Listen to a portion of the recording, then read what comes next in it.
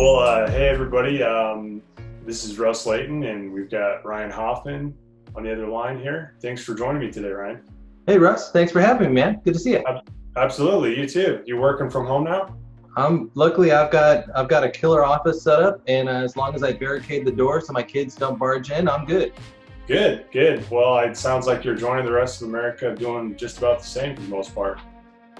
Today I wanted to ask you a couple of questions that might help prospective buyers, and if we can just kind of knock out a couple of question and answers and then go from there, it'd be awesome. Let's do it. All right, sweet. Well, if I was a prospective buyer thinking about buying my first time property, let's say in the next 6 to 12 months, what should I be doing today to make sure that I qualify? Cool. So whether you got all this COVID, Corona craziness going on, the same thing still applies. So if you are any buyer that's looking to get pre-approved, then you'd want to get pre-approved as early as possible. Reason for that is because everything falls within one of three categories: your income, your credit history, and your assets. And if there's any work you need to do on one of those three areas to be able to buy in the future, it's a lot easier to fix something that's broken if you have 6 months versus, oh, my landlord gave me a 30-day notice and I gotta fix this problem. That would have been a lot easier over time. Okay, so what if I'm not even ready yet, but you're saying to get pre-qualified as early as possible, so that way we might identify some of those red flags early on? Yeah, so even if you know that you're not going to be in the position until a certain point, we can still have that conversation based on the assumption of this being done, or the assumption of this much money being in the bank, or the assumption of these two accounts are going to be paid off. You know, all these different areas where we can just do long-term planning and strategy, and totally fine. As long as, and the more we're able to be, face-to-face or through a video screen like this, we can get a lot of stuff done, and it relieves a lot of pressure of the, oh no, I don't know, I'm scared, as opposed to, okay, cool, I've got a plan, as long as I follow the steps, we're good to go. Right. Okay, yeah, that makes total sense. So just get started early is the big tip there. Mm-hmm. Okay, and now I know a lot of workers, especially in today's economy, are independent contractors, and how might that be a little bit different or more challenging, if it is at all, than say somebody with a typical W-2 type of job? Sure. So independent contractors, whether you're paid 1099 and you're working for a company, or whether you have your own business, they're all looked at the same way when it comes to getting a mortgage. You're basically self-employed. When it comes to that, you're going to need to show 2-year history of your tax returns. The reason that's important is even if you're on a contract with a company and they're paying you, a specific dollar amount every single month, you're able to write off all the expenses of that employment on your tax returns. And so the Fannie Mae and Freddie Mac, FHA, VA, they all follow the same guidelines here. They want to see that your taxes show your net income as being consistent and sustainable. For example, if you make $100,000 a year top line gross revenue, but you're claiming $150,000 of expenses, not too much of an income there, obviously. Rest assured though, depending on how you write your taxes, there could be a big difference in the income that is shown. For example, things that are not real expenses, but they're paper write-offs, like depreciation, depletion, amortization. These are all words that only accountants and CPAs really pay attention to. Sure. And so those are things we can add back to your bottom line number and make your income look stronger. Also, depending on how your CPA labels certain expenses, might actually help you. For example, if you got a car that you claim as a expense to the business, we could say you're already taking the hit for that expense on your tax returns. Thus, we can omit that debt from your debt load on your credit. So if you got a car payment that's already being counted on your expenses for your business, it doesn't exist on your credit report anymore as far as your fee care. So good news. Awesome. Yeah. But again, 2 years planning. And if you are in the position where you're right at that 2 years, it's really good to coordinate with your loan officer as well to make sure that you are showing enough income on those taxes. For example, if you write them one way and it'll cost you an extra $1,000 worth of taxes for that year, but you can qualify for the house that you want to buy, you don't have to make that decision, but it's good that you have the choice and the option to make that decision instead of saying, oops, maybe I would have made a different choice had I known.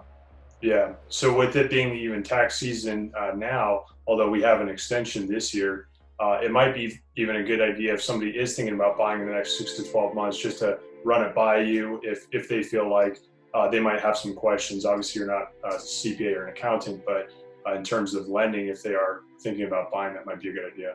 Yeah, totally. The way I usually say it is, when you go to your tax preparer, do it totally normal, like you always would do it. But before they actually file it, say, before you actually click e-file, give me a copy of a PDF of the taxes and email it to my loan officer. I want him to verify that the way it's written won't impact my ability to get qualified for a home. And then usually I can, in 5 minutes, I can read through it and calculate it the way we calculate it. And then say, yes, you're good, or hey, this is writing off a little too much. Maybe consider doing this or this or this. And I know just enough about taxes to give advice about what changes could be made that will not affect that will help the loan and Sure. minimally affect their taxes. Yeah. Again, I'm not a CPA. I just know how taxes affect the mortgage industry. Right. Yeah, which is what we're talking about here. Perfect. And last question. Now with today and coronavirus and everything, a lot of people are getting furloughed. So they're still technically employees of that company, but the company might be taking a temporary reprieve or shutdown right now. How might that affect somebody in the future? So I know a lot of times lenders look for consistency in income and hours. And if you say, well, I was sick, during this time, there can be certain anomalies that can be explained. But with this being such a large and impactful event in history, do you have any predictions or ideas on how that might be handled by lenders in the future? Long story short, it's not as bad as it seems. So to say that when any really complex when anything super complex like mortgages or taxes or accounting, whenever you get something that seems like it's super by the numbers and mechanical, the better somebody is at doing it, the more art and flexibility and creativity really come into it. So when it comes to this, there's a phrase that my father taught me years ago, and that's a good explanation letter covers a multitude of sins. So it just comes down to how we package and create and explain the file. So for example, we're always going to include a cover sheet for the file explaining why income structured, why income is calculated the way that we did. And if we have to show like, hey, the reason why your year-to-date income is not pacing for where it should be was because during this time to this time, the work he was on furloughed for lower hours. But as soon as the COVID-19 thing passed, we are good to go, and he's back to full-time hours. And that would usually be backed up by the verification of income by the employer.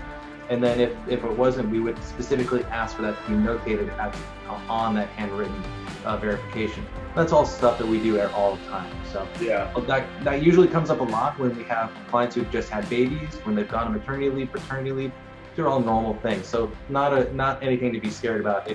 Now, if you are currently being furloughed and you are waiting and you want to buy a house as well, you're going to want to get set up and pre-approved now, and then we just won't send you out shopping until we know that the furlough is going to be lifted or you're going to be reinstated to full hours, because you have to be back at full hours at the time of closing in order to use that income.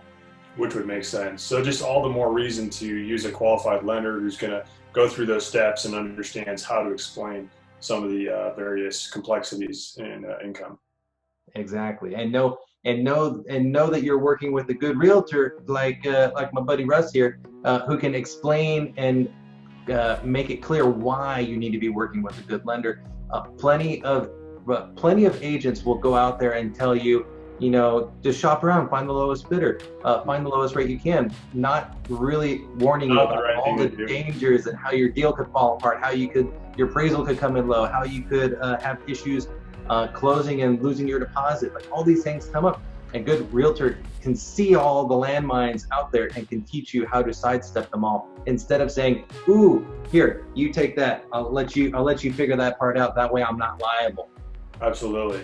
Yeah, it's such an important thing to find a reliable lender who one communicates. I mean, we've talked about this in the past month just so many times about how there are challenges from the agent's perspective if they're not getting the good communication, and so many challenges that then go to the client if they're not getting good communication from their lender to know what's going on or what documentation is needed.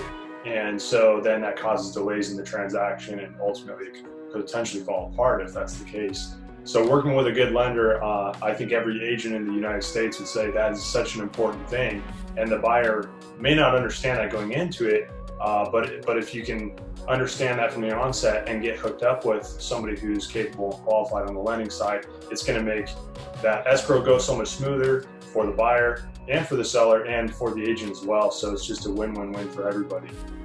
So anyways, I appreciate you taking the time, Ryan. I know you're busy, and I just want to say thanks. And if people want to reach out to you, get pre-qualified, or they just have questions, they're not even ready yet, how might they be able to do that?